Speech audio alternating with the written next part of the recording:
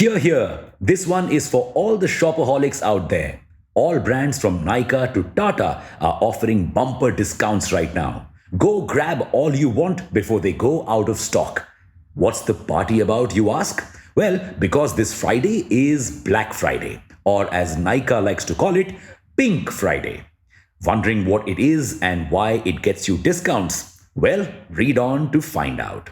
Welcome back to Revolution Read On, a daily podcast where we break down one story from the world of business and finance. Click on the subscribe button to never miss an update from us. Here's your story for today. This craziness sometimes also leads to injuries and even deaths. This chaos is one of the main reasons that the day has come to be known as Black Friday. But why is Black Friday so important for discounts and sales? Well, Black Friday is the last Friday of November and comes after Thanksgiving, an American festival, and it officially marks the start of the Christmas season for the US. And Christmas is like Diwali for the US. It's their main festival and they need to buy lots of gifts and decorations.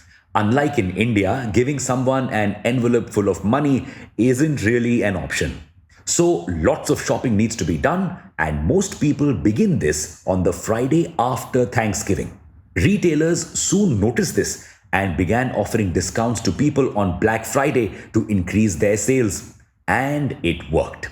Black Friday saw 155 million shoppers in 2021 who shopped goods worth 30 to 40 billion dollars. This is another reason how the day got its name. You see, because in the early days, retailers would be seeing losses in their books marked in red, but one Black Friday shopping spree would put their books back in black or profit.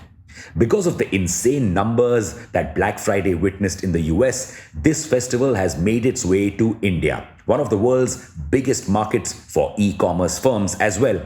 But how does giving such insane discounts make sense economically for brands? Well, there's more than meets the eye. Despite the insane discounts you see on e-commerce websites, the average discount across all products is not more than 20 to 25%. And that super insane, can't believe my eyes discount you see on some products is because sellers want to liquidate their leftover stocks.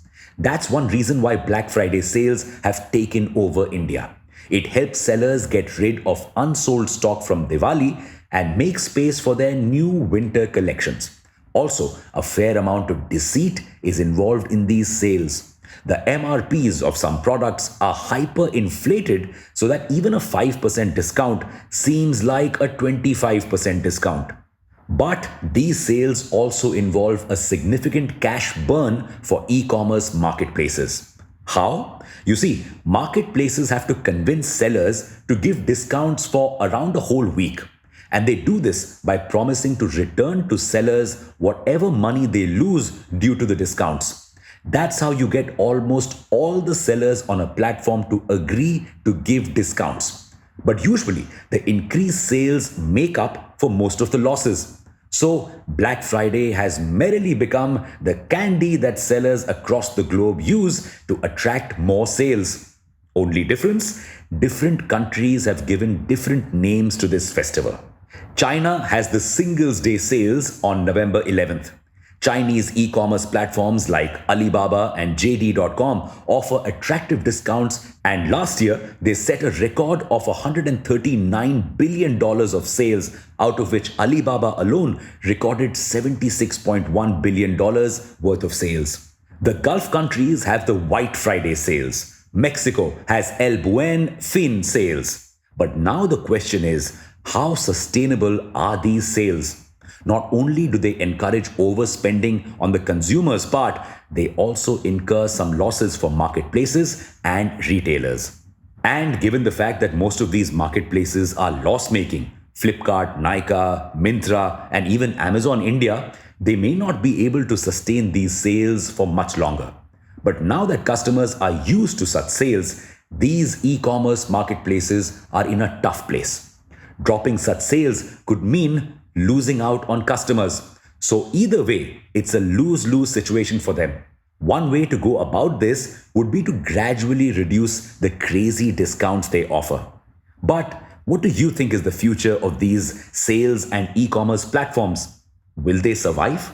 And for now, it's a wrap. Thank you for listening to this episode. We'll be back with more tomorrow. Until then, read on.